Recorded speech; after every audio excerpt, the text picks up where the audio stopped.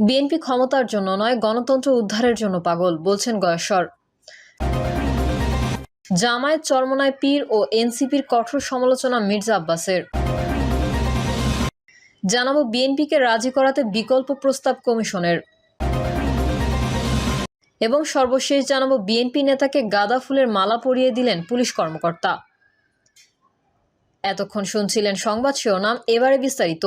তবে তার আগে অনুরোধ থাকবে আমাদের চ্যানেলটি সাবস্ক্রাইব করে বেল আইকনটি ক্লিক করুন। বিএনপি ক্ষমতার জন্য নয়, গণতন্ত্র উদ্ধারের জন্য পাগল, বলছেন গয়েশ্বর। বিএনপি স্থায়ী কমিটির সদস্য গয়েশ্বর চন্দ্র রায় বলেছেন, বিএনপি ক্ষমতায় যাওয়ার জন্য পাগল হয়নি, গণতন্ত্র প্রতিষ্ঠার জন্য পাগল হয়ে আছে। বিভিন্ন রাজনৈতিক দল বিএনপির পেছনে লেগেছে মন্তব্য করে গয়েশ্বর বলেন, রাজনীতিতে দায়িত্বশীলতার প্রয়োজন আছে। বিএনপি তো এখনো ক্ষমতায় যায়নি। বিএনপির পেছনে দলগুলো লাগা দেখে এখন আমার মনে হয় বিএনপি ক্ষমতায় যাবে। বিএনপি যাতে ক্ষমতায় যেতে না পারে তার জন্য তারা একত্রিত হয়েছে। সুতরাং আমরা প্রত্যাশা করি একটা অবাধ সুষ্ঠু নির্বাচন অনুষ্ঠিত হবে। ডক্টর ইউনূস একটি সুষ্ঠু নির্বাচন করলে কেউ বাধা দিয়ে রাখতে পারবে না, জনগণ রুখে দেবে। আর যারা বিএনপির ক্ষমতায় যাওয়া পছন্দ করছে না তারা কালকেই শহীদ মিনারে এসে শপথ গ্রহণ করেন। তিনি বলেন, আপনারা একটা ঐক্যজোট করে ৩০০ আসনে ৩০০ প্রার্থী দেন। বিএনপি এককভাবে ৩০০ প্রার্থী দেবে, লড়াইটা হয়ে যাক। আপনারা ফলাফলের পরে গুনে নিয়েন কত ভোট পেলেন, জামানতটা রাখতে পারলেন কিনা। বৈষম্য বিরোধী আন্দোলনে নেতৃত্ব দেওয়া নেতাদের উদ্দেশ্যে বিএনপির এই নেতা বলেন, বৈষম্য বিরোধী আন্দোলনে যেমন আমরা বৈষম্য করি নাই, এই আন্দোলনের বিজয়ের মালা যারা গলায় পড়লেন তারা নিজেরাই বৈষম্য সৃষ্টি করেন না। ইতোমধ্যে আপনাদের কর্মকাণ্ড সমাজে নতুন করে বৈষম্য সৃষ্টি করছে। জামায়াত চরমোনাই পীর ও এনসিপির কঠোর সমালোচনা মির্জা আব্বাসের। জামায়াতে ইসলামী চরমোনাই পীর ও জাতীয় নাগরিক পার্টির কঠোর সমালোচনা করেছেন বিএনপির স্থায়ী কমিটির সদস্য মির্জা আব্বাস। মির্জা আব্বাস বলেন, পুরান ঢাকার মিটফোর্ডে ব্যবসায়ী সোহাগ হত্যাকাণ্ডে বিএনপির কোনো সম্পৃক্ততা নেই। এ ঘটনায় গ্রেফতার হওয়া মাহিনের সঙ্গে এনসিপির নেতাদের ছবি রয়েছে, বিএনপির সঙ্গে নয়। এনসিপির নেতাদের সমালোচনা। সোহাগ হত্যাকাণ্ডে পরিকল্পিত দাবি করেছে মির্জা আব্বাস। তিনি বলেন, হত্যাকাণ্ডের ভিডিও পরিকল্পিতভাবে বানানো হয়েছে বলে মনে হচ্ছে। তার সামনে এনে বিএনপিকে ঘায়েল করার চেষ্টা হচ্ছে। বিএনপিকে ফাঁদে ফেলতে গিয়ে অন্যদের সংশ্লিষ্টতা ধরা পড়ে গেছে উল্লেখ করে তিনি বলেন, এনসিপির নেতাদের সঙ্গে মাহিনের ছবি স্পষ্ট প্রমাণ করে হত্যাকাণ্ডের দায় বিএনপির ঘাড়ে চাপানোর ষড়যন্ত্র চলছে। আমাদের ঠেলে দেওয়ার চেষ্টা চলছে আওয়ামী লীগের দিকে। অভিযোগ করে তিনি বলেন, যত ষড়যন্ত্রই করা হোক, বিএনপিকে জনগণের মন থেকে সরানো যাবে না। বিভ্রান্ত হওয়ার কোনো কারণ নেই। বাংলাদেশি বিএনপির স্থায়ী ঠিকানা বলে মন্তব্য করেছেন বিএনপির এই নেতা। মির্জা আব্বাস বলেন, একটি দল স্লোগান দিচ্ছে, আওয়ামী লীগ গেছে যেই পথে বিএনপি যাবে সেই পথে। অত সহজ নয়। আমাদের কোথাও যাওয়ার রাস্তা নেই। এই বাংলাদেশ আমাদের স্থায়ী ঠিকানা। চরমোনাই পীরের আলোচনা সমালোচনায় মির্জা আব্বাস বলেন, সামাজিক যোগাযোগ মাধ্যমে দেখলাম মানুষ বলছে চরমোনাই পীর সাহেবের নাকি কোনো ইলম নেই, কুরআন হাদিস পড়ে নাই, অকাট মূর্খ একটা লোক। কলিজায় জোর থাকলে এই প্রশ্নের জবাব দেবেন।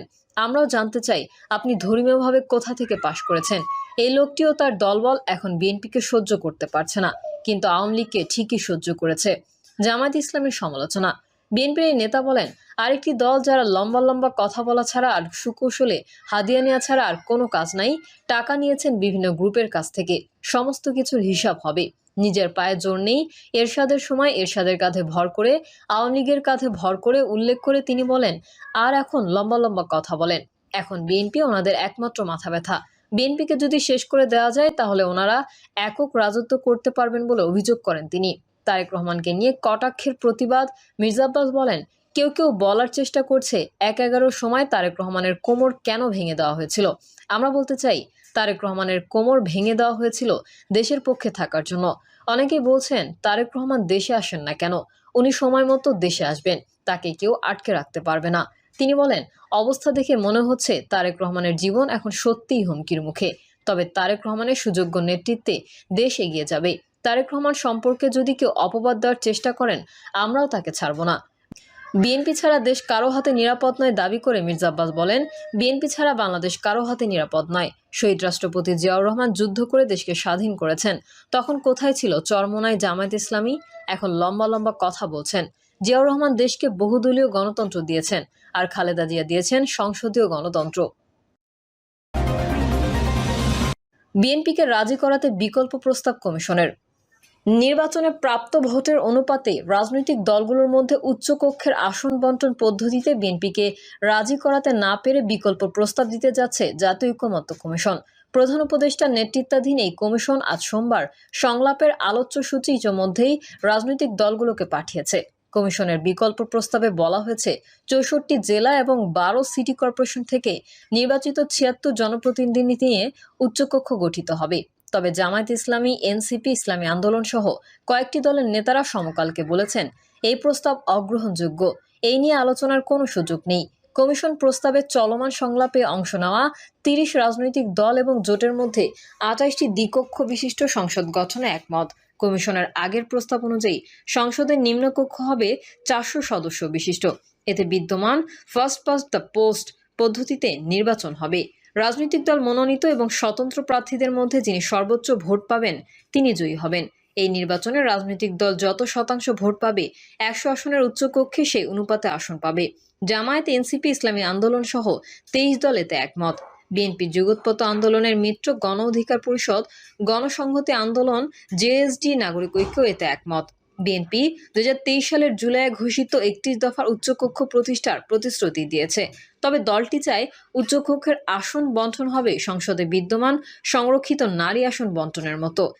যে দল সংসদের নিম্নকক্ষে যত শতাংশ আসন পাবে উচ্চকক্ষেও তত শতাংশ আসন পাবে। ফলে সংসদের উভয় কক্ষে রাজনৈতিক দলগুলোর আসন সংখ্যার শতকরা হার একই রকম থাকবে।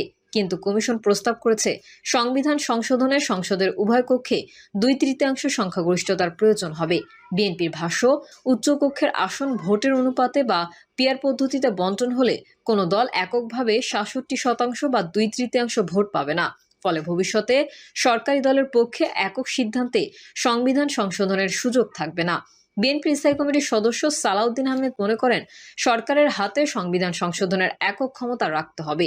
কমিশনের মতে, জামায়াত, এনসিপি, ইসলামী আন্দোলন সহ অন্য দলগুলোর যুক্তি, অতীতে সরকারি দল ইচ্ছামাফিক সংবিধান সংশোধন করেছে। এই ব্যবস্থা ঠেকাতেই সংসদের উচ্চকক্ষে তারা পিয়ার পদ্ধতি চালুর দাবি জানাচ্ছে, নয়তো উচ্চকক্ষেরই দরকার নেই। অতীতে সরকারি দলগুলো ৪০ থেকে ৪৯% ভোট পেয়েও ২/৩ বেশি আসন পেয়ে সংবিধানের যথেচ্ছ বদল করেছে। এই কারণেই ২০০৭ সালের রাজনৈতিক সংকট হয়। শেখ হাসিনা ২০১১ সালের একক যেমন ইচ্ছা সংবিধান সংশোধন করেন, তত্ত্বাবধায়ক সরকারের বিধান বাতিল করে দলীয় সরকারের অধীনে ৩টি বিতর্কিত নির্বাচন করেন, যার ফল হিসেবে ছাত্র জনতার অভ্যুত্থান হয়েছে। রাজনৈতিক সূত্র সমকালকে জানিয়েছে, পিআর, উচ্চকক্ষ, সাংবিধানিক নিয়োগে প্রধানমন্ত্রীর ক্ষমতা নিয়ন্ত্রণ সহ কয়েকটি সংস্কার প্রস্তাবে কাছাকাছি অবস্থানে আনতে গত বৃহস্পতিবার রাতে বিএনপি, জামায়াত এবং এনসিপির নেতাদের নিয়ে অঘোষিত বৈঠক করে সরকার। তবে এতে কাঙ্ক্ষিত লক্ষ্যে পৌঁছানো সম্ভব হয়নি। বিএনপির নেতা সালাউদ্দিন আহমেদ বৈঠকে জানিয়ে দেন, পিআর পদ্ধতির উচ্চকক্ষ বিএনপি মানবে না। প্রয়োজন হলে উচ্চকক্ষের দরকার নেই। জামায়াত এবং এনসিপির প্রতিনিধিরা বৈঠকে জানান, আনুপাতিক উচ্চকক্ষের দাবি তারা ছাড়বেন না। পরে সরকারের একজন উপদেষ্টা এই নিয়ে বিএনপির শীর্ষ নেতৃত্বের দ্বারস্থ হন। সেখান থেকেও জানানো হয়, সালাউদ্দিন আহমেদের বক্তব্যই বিএনপির অবস্থান।